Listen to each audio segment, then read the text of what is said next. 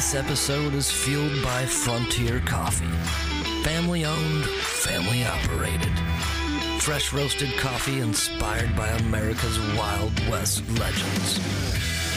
Find Frontier on Facebook, Instagram, and online at frontiercoffee.com. Wake up and be legendary.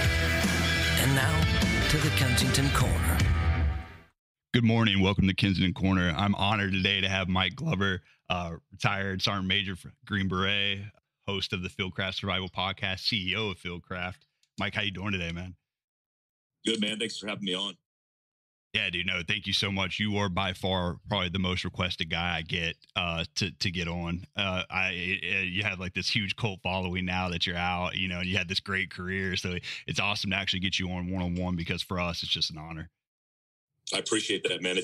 I love doing podcasts, and it's my favorite thing to do. And especially when you told me some of the subject matter we're talking about isn't holistically tactics, that makes me, I'm all in, man. Yeah, dude, you know, the one thing I will say that I found out is because we've had a lot of different, you know, guys on, and the one thing that most guys, they end up saying like, oh yeah, I love telling the war stories and I do love those podcasts, but the other things afterwards and like the things I'm getting into now, they mean not more to me, but they're like what I'm doing now. So I'm more, they're more into it now, basically.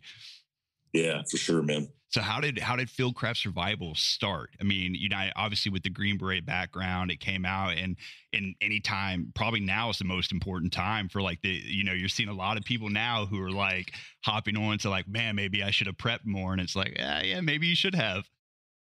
Yeah, it's funny.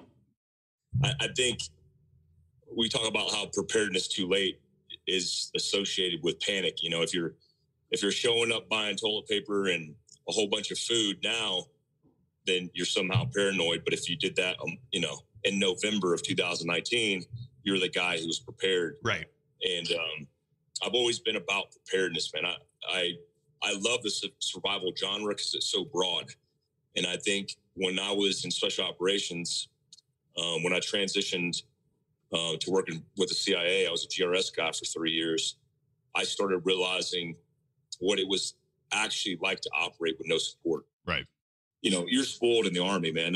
Even if at the highest levels and the highest tiers, I would say you're more spoiled because you have more support, more assets. When you're in GRS, you don't have anybody. It's just you and a Glock 17 and maybe your buddy, if you're lucky. So I started realizing that maybe there's a niche there because I started applying all the things I learned in special operations to that job. And it made me a better GRS guy, but I realized that all the stuff that we learned in processes and even planning processes would help civilians if they just understood the process. Right. And so that for me was a no-brainer. I was actually in Pakistan. I was with my riding partner, and we started, you know, basically talking about courses of action and lined out a small business plan. And when I got back, you know, making that part of the Thousandaire Club, I put all that money back into the business and started Fieldcraft. Nice. Yeah, and you've even got like a pretty good little team now of you guys, man. I mean, it's a stacked roster when you look at it, and it's like, man, that's what I was telling you earlier before we hopped on with Raul Martinez coming out here and doing the pistol and rifle course at KC.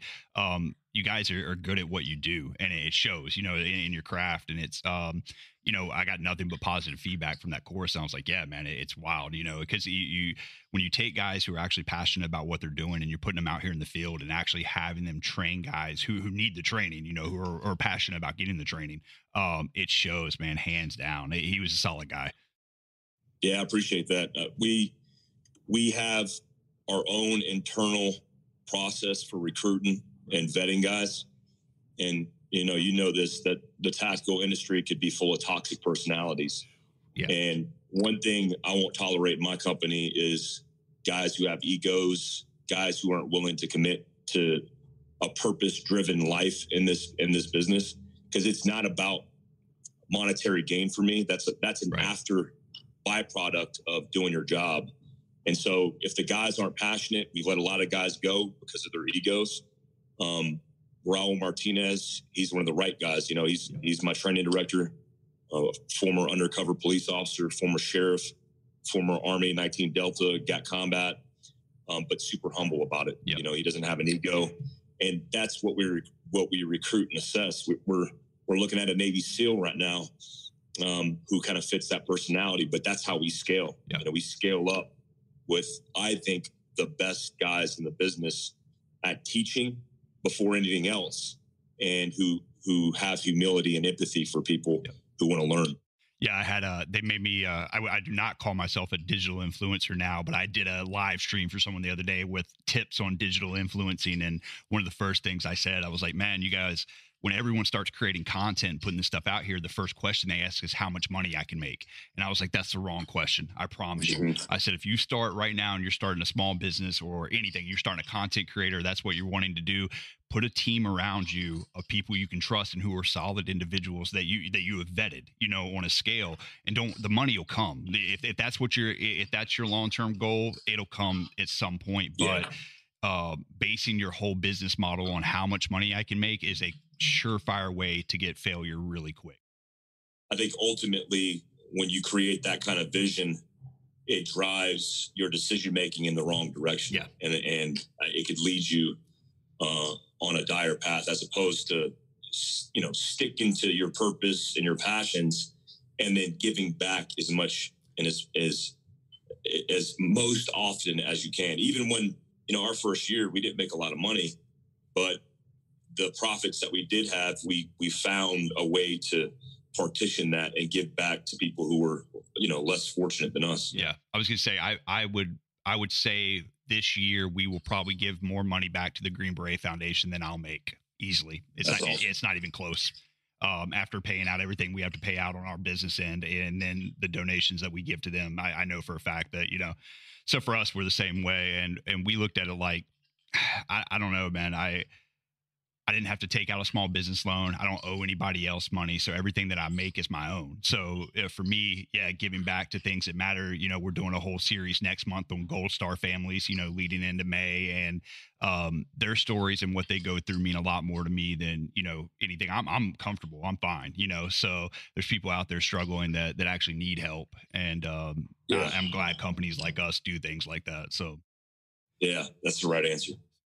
So then how did switching over, then how did you get up with the Bravo Company USA? Because they're based out of Wisconsin. So it's kind of you know, did you guys link up basically in the tactical world, or how did that even happen? Yeah. So, I mean, they reached out to me, you know, they pay attention to people who are coming off of, you know, special operations careers. And they told me, a year out, they said, hey, listen, I don't know if you're interested in this, but this is what we got. It's a gunfighter program. We're going to see what you do for a period of time, and we're going to potentially vet you in a lot of ways. And so, you know, they contacted former teammates of mine, former team leaders of mine. And then internally, they ask all the gunfighters, you know, like the Kyle Lambs and the Tom Spooners, like, hey, is this guy legit? And they reach back to other units that we were all in together and get a buy-in from everybody. And you have to get like 100% buy-in. And I think me and Aaron Baruga were the last to get recruited by BCM. And that's how it happened, man. Out of all the companies that we work with strategically in business, not only are they one of the best businesses that we work with business-wise, but personally, Paul Buffoni, the CEO, and John Chang, the head of marketing, are some of the best people we know. So yeah, they have a huge following too, man. I you know, we watch a lot of their stuff, and anytime you're in like the tactical space and like watching everything that everyone's doing, Instagram's a good indicator of, you know, how people are feeling about different companies at certain times, and yeah, absolutely, it has a different cult following as well. Yeah, man, moving into that, I guess, dude, we'll hop into the CIF, CRF team since we're talking tactical right now, but I definitely want to get to the Toyota before we hop off. But how are you feeling about the CRF teams disbanding, or even if it even passes for good? I mean, I don't know what the Pentagon's looking at right now or how they're feeling about it or what it's going to go, but how are you feeling about that kind of being? Yeah, it's a bummer. I mean, we confirmed that it is a real thing. I mean, they have to go through some gates to get that approved to disband that unit. It's a bummer because, you know, I grew up in the CIF. I was only on a I hate to call it regular detachment because there's nothing regular about detachments, but I was on a mountain team for a year and some change and went quickly to the SIF after I graduated Sephardic, and was an assaulter, a breacher, a team leader, a sniper team sergeant, a JTAC. I had a whole bunch of positions. I even got to stand up a SIF. I stood up in Africa, CT10. right? Yeah, the AFRICOM SIF. Yep. And so I had a lot of buy-in, man, because I liaison with JSOC, with USASOC, and I committed a lot of my years. I even did the first combat deployment for C210, and we did a lot of good work. And I've always been impressed by members of the SIF, and not realizing it until I was there, how important they are, not only in funding, training, but also operations. And so I think a lot of officers and a lot of CSMs, or even people who aren't read on to what the SIF does, like the literal read on, the classified version of what the SIF does, they don't understand the operational aspect and the importance of them. And so I tell people like this: getting rid of the SIF would be like getting rid of your local law enforcement special response or SWAT team, right? Right. And, we have a national mission force, which they would be the equivalent of the FBI working out of Quantico. So if you're in rural Utah and a drug dealer is going off and kill some cops and things go crazy, then yeah, you could wait on that extended timeline for the FBI to show up. But if you had that local SRT response, they would be on the scene, be able to contain at a minimum the objective. Right. And if they had to, hit the target hastily or deliberately. And so it's going to hurt the regiment for sure. It's going to hurt them because a lot of people don't understand that the funding that comes from JSOC that's fed into USAFIC, Special Forces Command, comes from the actual line unit having, the groups having a SIF company. And that includes training. That includes Range 37 with Sephardic, SODIC, and the Operator Advanced Course. So it's going to hurt us. I don't want to see it go away. One of my 2-year goals is to write a book on the SIF and the history of the SIF and make people understand what it was or what it is. Yep. I just hope I'm talking about what it is instead of what it was. Yeah, I hope so too. I mean, it's definitely saw I'd say the public outcry, but it wasn't public. But guys who had been on the SIF teams and CRF teams now, they came out in full force. Like as soon as it was announced, it was like, man, no, this is, you could just tell. Even guys who've been out for a while were like, no, like, this is definitely did not need decision. to. Well, and the argument is that since whatever now the last, I guess 9 years we'll say, is that they've been inactive, which just really isn't true though. And so it's kind of a false narrative that's kind of played out a little bit, but at the same time, I don't. It's weird because when you talk about cost cutting, it's strange to me that that's where they thought like, hey, let's go here and cut here. It just didn't make sense to me. Yeah, if you want to cut costs, get rid of airborne operations. You save probably trillions of dollars. Yeah, easily. I mean, the thing is with airborne is that not to knock it all, but at the same time is that even with some of the airborne units, man, is that it's a lot of legacy over actual usage. If we're being honest. Well, yeah, it's tradition, right? It's tradition, Well, I think one of the things, even as a sergeant major, I was proposing to higher levels and general staff is, listen, you don't have to get rid of airborne training because you can still have guys who do the basic qual, but get rid of airborne sustainment because the quals that you sustain while you're doing airborne operations when you're on active duty, that incurs the cost in fuel and prop time and personnel time. All you do is if a war kicks off, part of their FMP, their full mission profile, is doing bar. Yep. Do an airborne refresher, and then have them ready to go. You don't have to routinely practice as a perishable skill jumping out of an airplane. It takes you a couple hours, maybe a day to get dialed in. Yeah, if that. That's 100% true. All right, yeah, and man, honestly, we'll hop into. I really want to talk about this Toyota Love Crush years because man, it's so funny. I was telling somebody earlier, I was like, dude, Mike's the only other guy I know who's like, I mean, there's some big, obviously there's some fanboys out there, but you don't see them around a lot. It's a lot of guys. I mean, obviously if I could get a Land Rover Discovery, I would, but a lot of guys don't really drop on the old Land Cruisers at all. They just kind of, it's like a forgotten thing.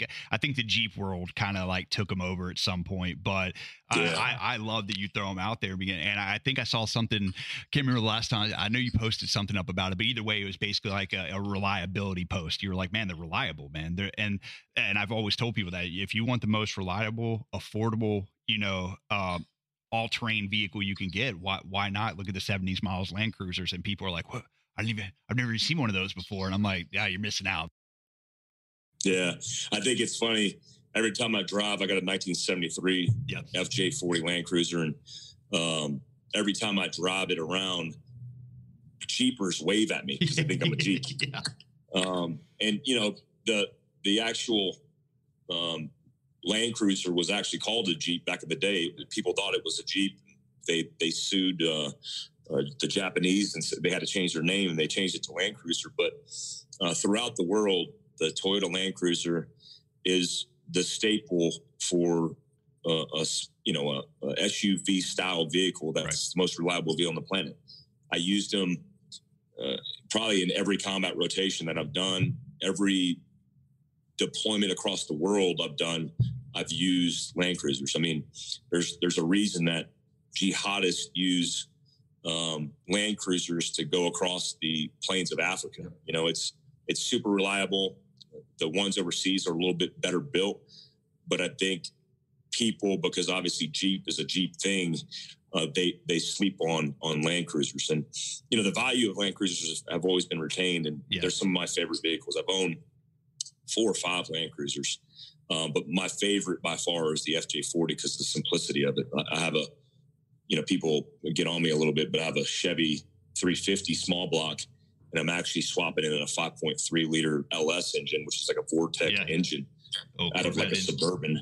But they're super good and super reliable, and I tell people they're EMP proof, which without going down a rabbit hole, electromagnetic anything with electronics, anything is problematic from water to an EMP attack.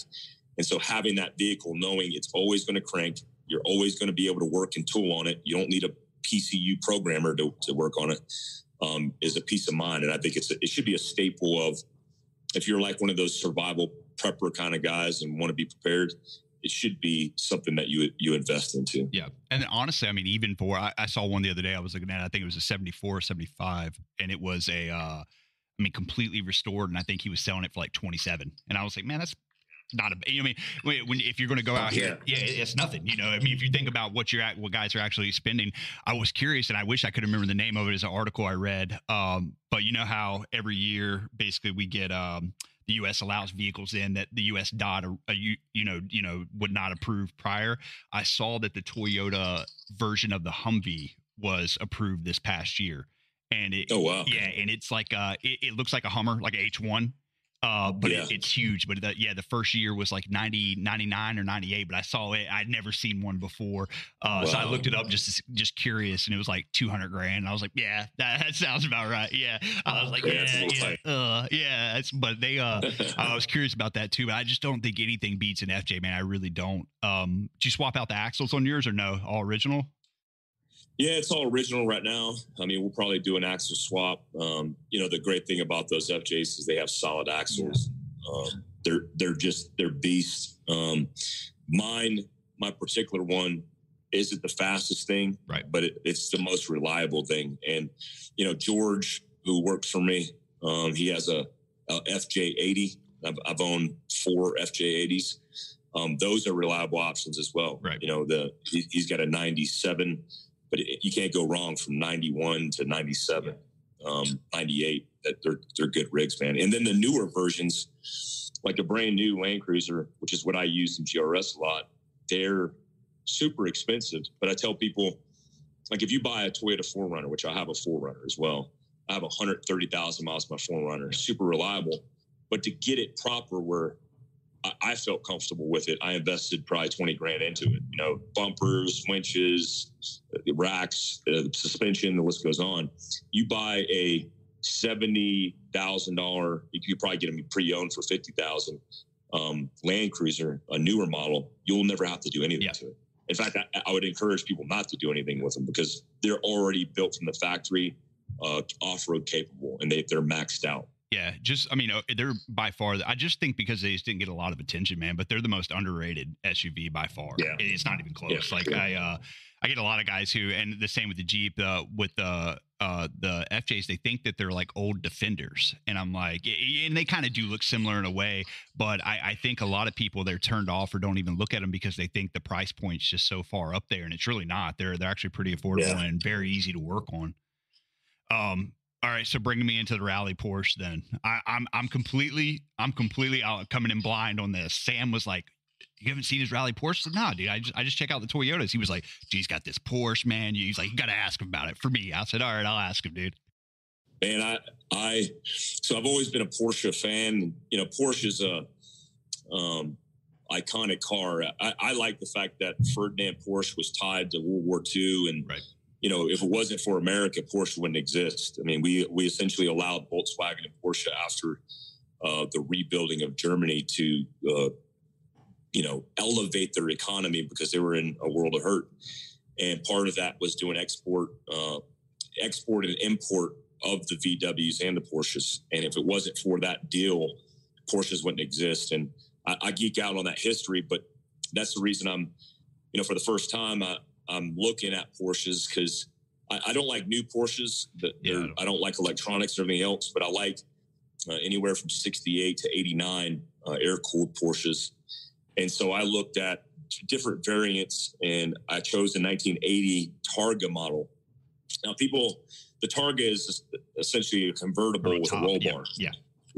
And people were like, well, why are you choosing that for a rally build?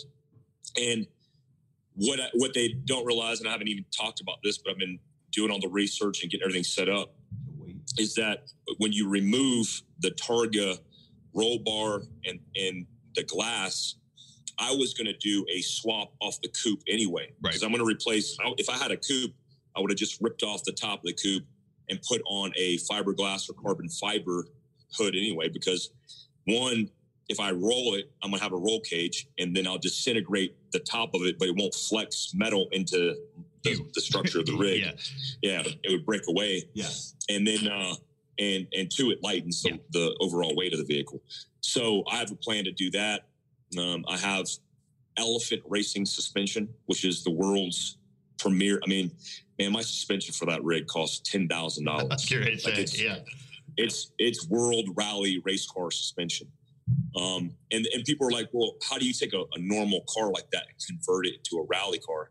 And that's what I'm most interested in, is the process. Right. To allow people to know that you don't have to have I mean, my Porsche wasn't expensive. It was $35,000. But if you could have a $25,000 Subaru WRX in older models, you can get for $5 to $10,000. And with a wheel tire combo, some clearance and suspension, you could have a Safari rally car, which means you could do the Baja. You could do huge ruts. You could do normal off-roading versus just doing trails with maybe a rally version that's slammed to the ground. So I'm building this thing out because I'm interested in giving people the content of what it would take to do a rear-wheel drive or front-wheel drive vehicle that's prepared off-road. And I have a rally bug, man. I've been to a whole bunch of rally race car schools. I've been at Team O'Neill's, BSR, Blackwater. And it's something I've always enjoyed as a special operations guy, but also as a GRS guy. And for once, maybe I'll enjoy it as a civilian, building it out and racing it. So, yeah, Sam is he will be leaving for SFAS next year, and so he's got the I call it like the pre-going dreams. You know, he's like, dude, I can't wait till I get this money. I'm like, yeah, okay, bro. And he's like, no, I'm serious, man. I'm gonna get this. He's a big 60 model Triumph fan. So he's like, cool. Yeah, so he's all, I mean, he obsesses over it. And he's like, I'm going to get me like a 60 model Triumph and like a a 1970 to 1980 model Rolex, and that's what I'm gonna do, man. I was like, all right, dude, you know, that's just his life, man. And then he latches on, so he's a big car dude, and he latched on when he saw the rally Porsche. He was like, yeah, he was like, you got to ask him about it, and I was like, Sam, I'll ask him. Don't worry, dude. We'll hop right into it. Don't you worry, man. That's awesome, man. Yeah, we're in the build right now, and I just got the rear whale tail for it, which is a minimal whale tail for keeping downforce. And then I got the headlight bezel and light pod. It's a quad pod of rally lights. Suspension is in, and then right now I'm doing the research. I'm trying to find a proper shop that could do the top and roll cage, because I want, pulling that top allows me to put in a roll cage really easy because it's convertible. Right. And then we just literally put the cab on top, but I need to find the right body people so they don't jack it all up. Well, and the good thing is, though, you're out there too, like Arizona, SoCal. There's some good shops out there that are. Yeah, there is. Yeah, very. For sure. Yeah, I used to back in the day when I was modding. I had a twin turbo G35 that I got from out in LA. Nice. and had some stuff done out there, and because they had the SoCal has the premier Nissan dealership that kind of gets everything from overseas, and so just working through them. And I was East Coast, well, I was Texas at the time, but still based out of East Coast, and it was much easier to go through the West Coast to get stuff. Man, they have a lot of good shops out there, especially in Arizona. Yeah, especially JDM stuff, right? Mm-hmm. All the Japanese stuff was huge. Got any other projects you're working on right now, or just that? No, I actually have I hope my truck guy, he called me last night and I got to call him today. But so I'm doing a Montana trip on Friday. I'm driving to Montana to do Andy Stump's podcast. That's Nice. the Cleared Hot podcast. Yep. And Andy Stump's a great dude, and he lives in Kalispell, but it's a 20-hour drive for me, which I never mind. But I have my truck, and I got a Summit camper on the pickup truck. It's a diesel truck. It's built out for overlanding and off-roading. And I'm going to document that whole thing online to show people, hey, that you can live out of your rig with certain considerations. Yeah. And so I'll be living out of it for about 5-6 days. And I'll just be documenting that along the way, and it'll be real fun and interesting. Yeah, I not that I hate flying or anything, but like I got back from my family's East Coast. I got back from Christmas, and I'm just a big driver. So I drove out to Carolina, came back, and it was a couple of days before New Year's, and I was like, man, I think I'm gonna go to Wyoming, Montana, and South Dakota. So I went up in the Black Hills and stuff, and it was chilly out there, but it was still I got some rucks out in some of the state parks out there and out in the Black Hills. And I wish more people did that. I was talking to somebody about it earlier, and if you probably my main appreciation for America as far as travel has been driving, man. I love like there's something about the Rockies I'm real fascinated with. And I'm in Kansas now and driving across the plains and then going up in the mountains. I don't know, I enjoy it, man. And I don't think enough people get out and kind of see, everything. So that's true, man. It's in our backyard and people don't pay attention to it. National parks. Oh yeah. BLM. Yeah, it's beautiful, man. I love, especially west of the Mississippi. I mean, I've spent all my time on the East Coast. Yeah, same. I've saturated it, but exploring this area, I love it. Yeah, I'm from the Appalachians, man. I tell people all the time, like, man, I spent 19, 20 years out there. Like, I can, there's all kinds of stuff out here I'd never seen before. I mean, there's stuff out here. When I got to Kansas, man, I didn't realize, like, how much just, like, little history, like, just little things here I could go and see, man. And I think a lot of times we get so stuck in the cycle of life that we kind of just, like, we just forget, there's things like that. Driving up to Wyoming is probably like one of my favorite things in the world to do. Me and my dad drove from Texas to Alaska once, and I was like, man, like, you see all kind of, and you get up in the Yukon territory, man, it's like a total different world. Beautiful, man. It's a total. We're doing that trip. Once all this stuff dies down, we're doing an overlanding trip with Casey Highlights, and we'll have AT Overland and some other companies, but we'll be doing a trip up the Pacific highway in the Pacific Northwest, and then going into Victoria, Canada, and then hitting some Yukon, like the southern edge of Yukon. So I'm so stoked about it because I love that region of the world. Yeah, man. I was up there in 12, and they were doing the it wasn't 100 year, but it might have been 75th anniversary of the UCAN highway up there. So the U.S. Canadian highway. And I was in a town called Beaver Creek, right on basically the border. And they had like all these like 1940 model, like steamrollers that they built the highway with. and they were doing like this parade down the highway with it, man. And I was like, and I was like, dude, I was like, I'll never see this again in my life, man. Just, you'll never see that again. And I was like, man, that's wild. No, I'm a big fan of that. I just don't think people do it enough, man. I don't think people are comfortable enough getting out and I don't know. I put a picture up on Instagram of I was testing out those new Go Ruck Mac V's, the 8-inch ones, and I was about 8 miles deep into the state park, and thought the ice was going to be a little thicker than it was to step through, and just change boots out and change socks out. But I was talking to somebody about it, and they were literally like, "Well, why'd you have extra boots on you?" And I was like. And it just blew my mind. And I was like, man, you know what? A lot of people that go out just don't even they don't think about these things. It's not even something that crosses their mind that they're going to need extra gear. And I think, honestly, that's why, you doing what you're doing is so important to a lot of people, because it just crossed my mind, because guys like you and me, it's natural. That's just something it doesn't even cross our mind that's something that people wouldn't think about. And when I talk to other people about anything outdoors, it just, it humbles me real quick, because a lot of people just didn't grow up in that lifestyle.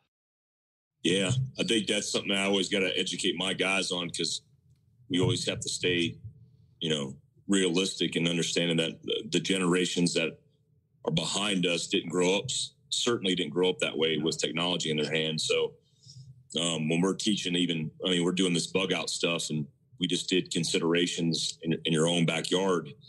And we're doing next week, we're talking about a pack out for bugging out.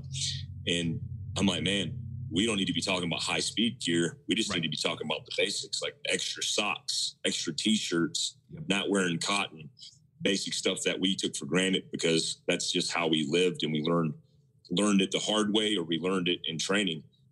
People don't get that opportunity. I was getting ready, actually, earlier when we were talking, I was going to mention a bug out kit, because of, that's when we were talking about all the toilet paper hysteria and all that. It's little things like that people don't even it doesn't cross their mind. Like, what would happen if the grid went down? Like, what would happen if all this just dropped? It would shock a lot of people real quick. And I was curious though. Have you seen the stories about people who are shocked that they can't get guns delivered to their home, and can't? I have seen that. Mind blowing, man. The local guy I buy from here, he's like an 86-year-old gun owner, real good guy. He's got a small shop. It's really nice. And I went down there the other day just to check on him, just see how he was doing. And I walked in and I was like, what happened? He was like, man, within the first 4 days of this, I got cleared out. He was like, he had nothing, no ammunition, nothing. He was completely in it. And he was like, people I've never even seen before from Kansas City were just coming in here and just buying up everything. And he had 6 Smith & Wesson ARs coming in. And he was like, they're already bought. Literally people are just waiting to come pick them up. And he was like, it's great for business, but at the same time, it's not, because now I'm like, he just wasn't prepared for it at all. He hadn't, there's no back order on. He was like, some of these pistols I've had in here have been sitting here for 2 years. And he was like, and just sold them. And I was like, yeah, it's crazy.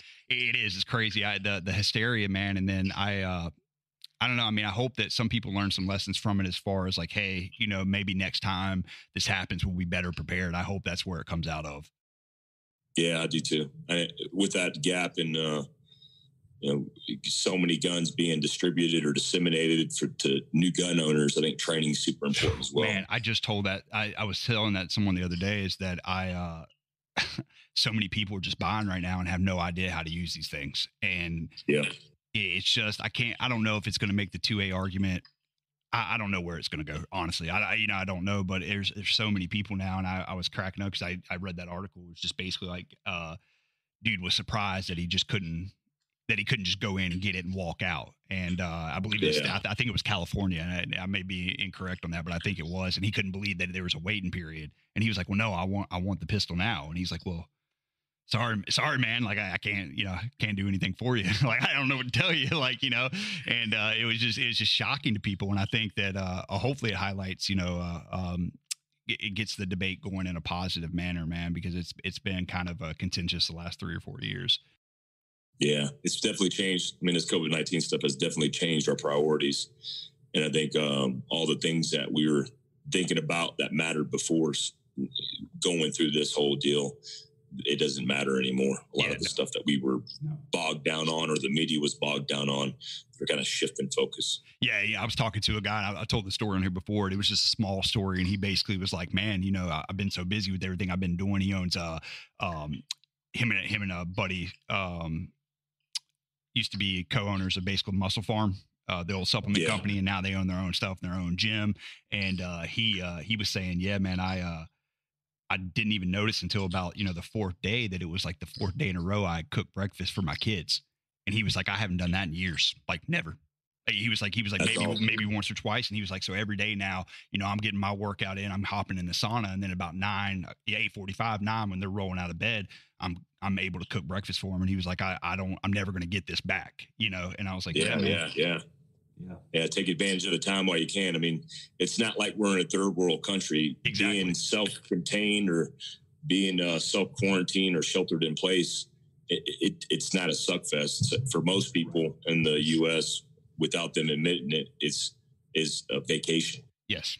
You know, I'll tell you, and I get heat for it anyway. I don't care, but we haven't seen any changes here. People are saying we haven't seen any changes, man. The only change that I've had in any daily routine at all is the fact that I can't go to the gym. That's literally it. And we have one here that we have access to. So it's just, I don't know. I won't get into it with all that, but at the same time, like, it's, I think people are reading into it a little more than they want to. But a lot of people, are like, you know, I would say I'm more busy, but I'm making myself more busy, you know, by just scheduling podcasts. So it's not more busy. It's, I got more time. Like I'm just filling those gaps. Well, man, I'll let you hop off here. I want to say congratulations on the Mighty Oaks Foundation board spot. Appreciate that. That's an awesome foundation, man. And I saw, when I saw you were hopping on there, I reached out to Jeremy and I was like, hey man, like that's solid. Like, you know, I was like, that's awesome. So appreciate that. And then before I let you go, man, is there any tips you do want to give out to anybody right now, or anything you got coming up? And go ahead and plug everything that you got going on, man. Yeah, I'd say tip wise, you know, for people who are listening to what's going on throughout the United States, it's bad for some and not as bad for others, but you have to remain empathetic. I mean, I'm in Prescott, Arizona, where we're in a good position. Yep. We're in a rural community that, for the most part, is prepared. But if you look at New York City, if you look at New Orleans, if you look at Florida, they're on the up and rise of mortality, and they're dealing with a whole set of circumstances that we can't even fathom. And so remain empathetic to those people before you start posting and running your mouth about something that you don't know really the whole picture. Also, I'd say, you know, that take it as an opportunity to shelter in place and get to know your family. A lot of people for the first time are looking at themselves and going, well, I don't have to work. I don't have to sit here and watch Netflix all day. Maybe I'll get to know my child, or maybe I'll get to know my spouse, which is important. Stuff that's coming up, you know, I just I'm going to have some content up on a new website that we're working with. It's going to be the new YouTube that's not a social media platform, meaning it's made for content creators. It's called reachlive.com. I'm actually posting up content today. The coolest thing about reachlive.com is that I could partition, you know, like the new video that I just dropped, which is Gunfighter Pistol. Right. It's going to be pistol defense on reachlive.com, but I'm donating $20 of every $25 per download of the video to Mighty Oaks Foundation. So we could partition it that way. And for the life of that content, for the life of it online, with no discrimination, because I do gun stuff, right. The platform doesn't discriminate. They're going to get $20, and we could partition it that way every time. So if me and you do content together and we get split at 50-50, I get 50% automatically, and the other person gets 50%. It's a good business model. Yes. And I'm super interested in supporting it because it does support nonprofits that we work with. Outside of that, fieldcraftsurvival.com, all of our stuff's on there. All of our content's under Fieldcraft Survival.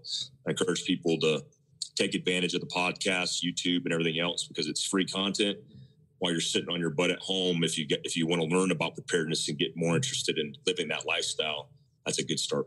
Yeah, no, I'm actually going to check out that Reach Live though. It's interesting, man, because you're right. That actually sets up nonprofits in a way that's not happening now, man. Because that's stuff that like us as content creators.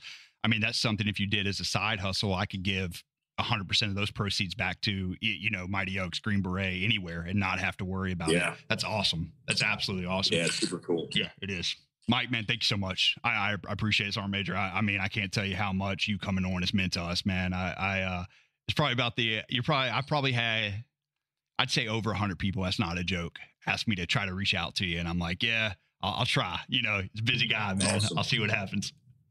No, man, I appreciate having me on. I think what you guys are doing and, just being positive and helping everybody in the community with the GB Foundation, that's all the right things, man. And we'll do anything to support you guys. Yeah, man, we'll keep pushing. We have, I don't think, for some reason, man, there's mystique around the soft community that like they don't need help or, and I'm not talking about just even guys, injured guys getting out, transitioning out, dealing with some issues down the road with either a drug or alcohol.